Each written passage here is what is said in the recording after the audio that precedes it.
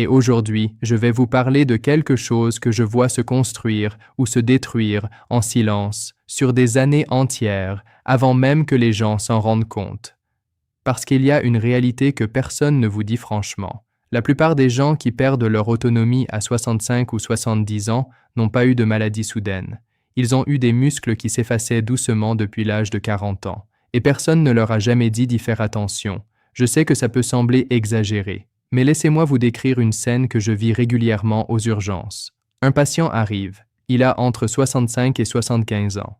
Il prend 8, 10, parfois 12 médicaments différents. Son corps a perdu la capacité à absorber le moindre choc et à rebondir.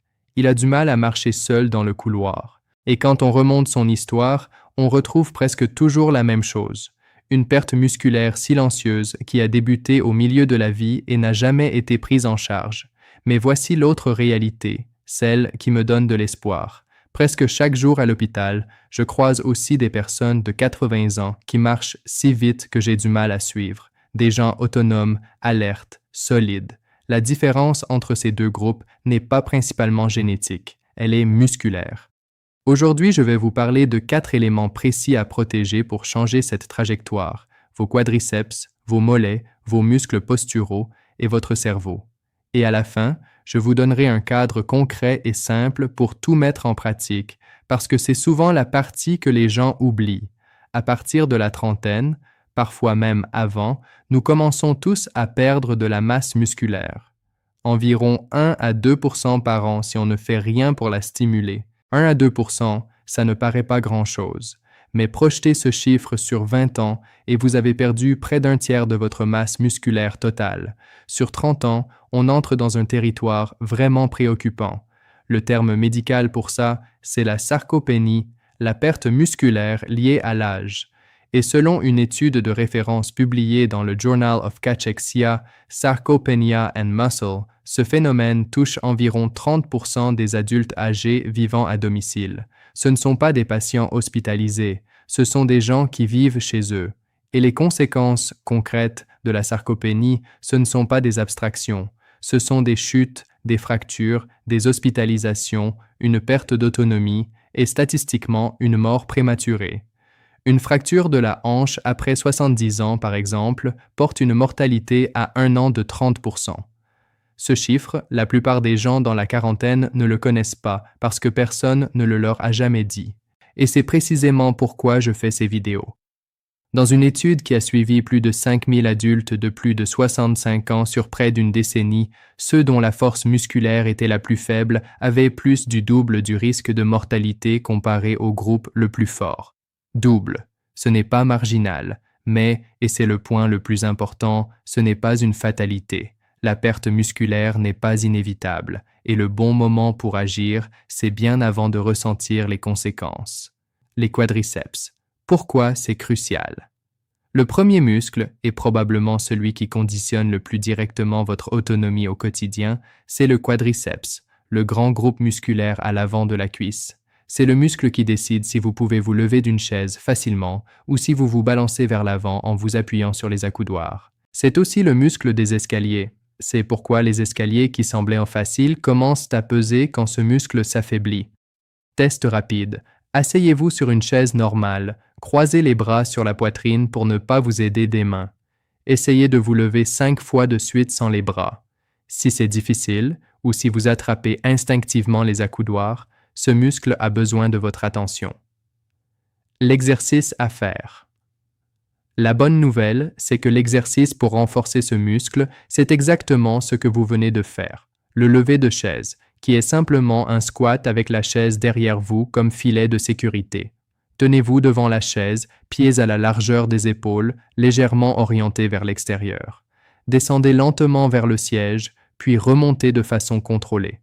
Si vous devez vraiment vous asseoir complètement avant de vous relever, c'est parfaitement valide, c'est même un excellent point de départ. À partir de là, progressez naturellement vers rester en suspension juste au-dessus du siège, puis vers un squat complet sans chaise. Ce qui est remarquable avec cet exercice, c'est le nombre de muscles qu'il recrute simultanément. Quadriceps, fessiers, ischio-jambiers, mollets, gainage abdominal, tout cela sans aucun équipement. Pas de salle, pas d'haltères, pas de machine. Visez 10 répétitions, 2 à 3 fois dans la journée. Les premières fois, vous serez courbaturé. C'est normal. Les 2 premières semaines, les changements se passent surtout dans votre système nerveux, qui apprend à mieux coordonner vos muscles existants. La croissance musculaire réelle démarre autour des semaines 3 à 6 et se consolide ensuite. La progression est toujours positive si vous continuez, même si elle est plus lente qu'à 30 ans. Muscle numéro 2, les mollets, le muscle anti-chute le plus sous-estimé. Le deuxième groupe musculaire que presque personne ne pense à entraîner, c'est le mollet. Et pourtant, c'est l'un des muscles anti-chute les plus importants de notre corps. Vos mollets vous stabilisent quand vous êtes légèrement déséquilibré. Ils contrôlent votre mouvement vers l'avant quand vous marchez. Ils vous donnent cette foulée confiante qui maintient votre vitesse de marche. Or, la vitesse de marche est l'un des prédicteurs les plus puissants de la santé globale et de la survie chez les personnes âgées. Ce petit pas hésitant, ce shuffle prudent qu'on voit chez certaines personnes âgées, ce n'est pas juste l'âge, c'est en grande partie une perte musculaire dans le bas de la jambe. Test rapide. Tenez-vous près d'un plan de travail ou d'un mur pour l'équilibre. Faites 10 montées sur pointe de pied sur une seule jambe.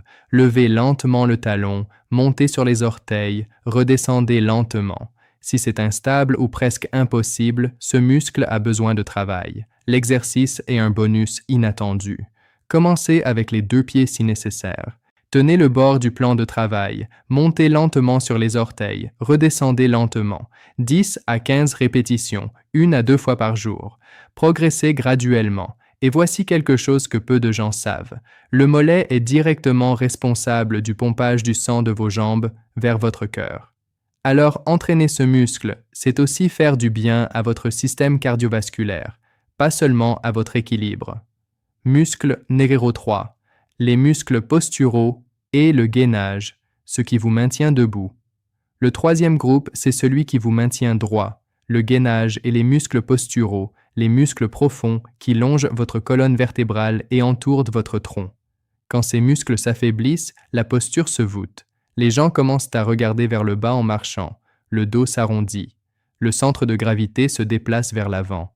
Et c'est là que quelque chose de très important se produit. Votre système nerveux, plus précisément le cervelet, cette partie du cerveau à la base du crâne, reçoit en permanence des signaux de vos jambes et de vos pieds pour savoir où vous êtes dans l'espace, et surtout si vous êtes sur le point de tomber.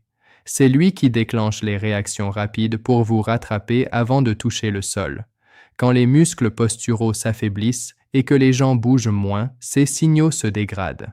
Les voies neuronales sont élagées. Le cerveau applique un principe implacable, utilise-le ou perds-le.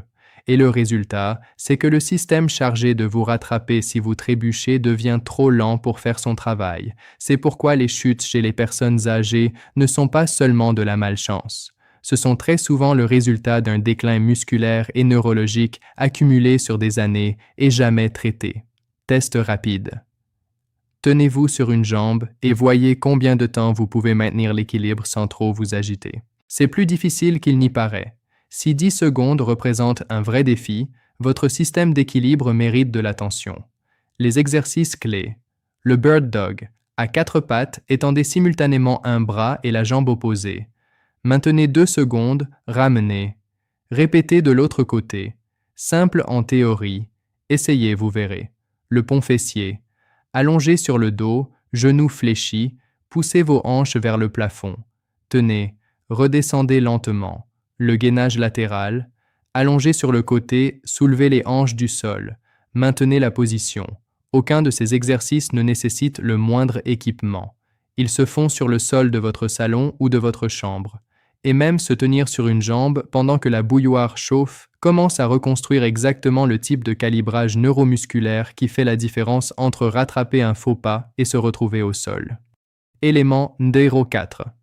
Votre cerveau, le muscle invisible. Le 4e élément n'est techniquement pas un muscle, mais il se comporte exactement comme un. Si vous l'utilisez, il reste fort. Si vous le négligez, il se détériore en silence.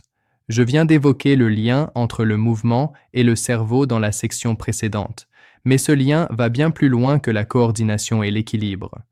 L'activité physique déclenche la libération d'une molécule appelée BDNF, le facteur neurotrophique dérivé du cerveau. Pensez-y comme un engrais pour vos neurones. Il aide les neurones existants à survivre et favorise la création de nouveaux. Un taux élevé de BDNF est constamment associé à une meilleure mémoire, une pensée plus vive et un risque réduit de démence. La Framingham Heart Study, l'une des études de santé les plus longues jamais menées, a montré que les personnes qui bougeaient davantage avaient des taux de démence significativement plus faibles sur le long terme. Une analyse publiée en 2022 dans le British Journal of Sports Medicine a trouvé que même des augmentations modestes d'activité physique étaient associées à des réductions très importantes du risque de démence sur de larges populations. Je vous dirai quelque chose de personnel. Il y a environ 1 an, nous avons adopté un labrador que nous avons appelé Noisette. En grandissant, nous avons commencé à le promener de plus en plus. Aujourd'hui, c'est 30 à 40 minutes de marche 3 fois par jour. Et les changements que j'ai constatés en moi sont difficiles à ignorer. Ma condition physique s'est améliorée. Mes jambes se sont renforcées. Mais ce que j'ai remarqué le plus, c'était mon humeur. Elle s'était significativement améliorée, d'une façon difficile à attribuer à autre chose. La seule chose qui avait changé, c'était la marche. Alors quand je vous parle des liens entre mouvement, muscles et santé cérébrale, je vous parle aussi de quelque chose que j'ai vécu personnellement. Renforcer ces muscles, ce n'est pas seulement protéger vos jambes et votre indépendance. C'est probablement l'une des choses les plus puissantes que vous puissiez faire pour votre cerveau. Avant de vous donner les étapes concrètes, un point important. Si vous avez déjà une vie vraiment active, jardinage régulier, courses à pied, vous déplacez tout le temps, montez des escaliers constamment, vous penchez et vous relevez souvent, alors vous faites probablement déjà plus pour ces 4 muscles que vous ne le pensez. Cette utilisation musculaire de faible intensité mais constante est en réalité plus puissante que d'être sédentaire la plupart du temps, puis de faire quelques exercices ciblés quelques fois par semaine. Le fond du message, votre corps n'a pas besoin d'une salle de sport, il a besoin d'être utilisé, tout le temps, chaque jour. Mais pour les personnes qui passent la majorité de leur temps assises, ce qui décrit honnêtement une proportion énorme de la population, les exercices ciblés de cette vidéo sont extrêmement précieux. Les gains pour quelqu'un qui passe d'une vie sédentaire à ces exercices pratiqués régulièrement se composent d'une façon difficile à surestimer. Les 5 étapes concrètes. Étape 1. Commencez aujourd'hui, maintenant. Faites 10 levées de chaise sans les bras. Si c'est trop simple, parfait. Ajoutez des répétitions. Si vous devez utiliser vos bras, c'est très bien aussi. Le bon point de départ, c'est là où vous en êtes. Étape 2. Ajoutez les mollets. Quand les levées de chaise deviennent faciles, ajoutez des montées sur pointe de pied au bord du plan de travail pendant que la bouilloire chauffe, à n'importe quel moment dans la journée. Autant de répétitions que vous pouvez, régulièrement. Étape 3. Intégrez l'équilibre. Une fois que ça tourne bien, ajoutez les équilibres sur une jambe, partout, n'importe quand. Étape 4. Poussez progressivement. Toutes les 2 semaines, essayez de pousser quelque chose un peu plus loin, plus de répétitions, descendre un peu plus bas, ajouter un nouvel exercice. Étape 5. Marchez régulièrement. La marche fait quelque chose que ces exercices ciblés ne réussissent pas tout à fait. Elle entraîne tous ces muscles ensemble de façon fonctionnelle et maintient la connexion cerveau-muscle bien active. Une méta-analyse de l'European Journal of Preventive Cardiology portant sur plus de 400 000 personnes a montré que la marche était associée à une réduction significative de la mortalité cardiovasculaire. Une autre étude a montré que marcher d'un bon pas 3 heures par semaine était associé à un risque de crise cardiaque réduit de 35%. Environ 7 500 pas par jour suffisent. Pas 20 000, pas la montagne tous les week-ends, juste la constance. Et si vous pouvez faire au moins une partie de votre marche après un repas, c'est encore mieux. 3 petites marches après les repas réduisent davantage le taux de glucose sur 24 heures qu'une seule longue marche à un autre moment. Ne pas oublier les protéines. Tout cela n'a de sens que si vous nourrissez correctement vos muscles.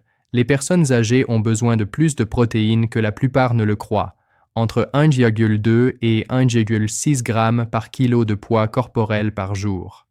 Sans apport suffisant en protéines, vos muscles ne peuvent pas répondre au travail que vous leur demandez. Ce cadre est simple, même s'il ne sera pas facile pour tout le monde. Bougez davantage dans votre vie quotidienne. Faites des exercices ciblés régulièrement. Marchez chaque jour. Mangez assez de protéines pour soutenir ce travail. Si vous faites ça, vous ne faites pas que maintenir du muscle.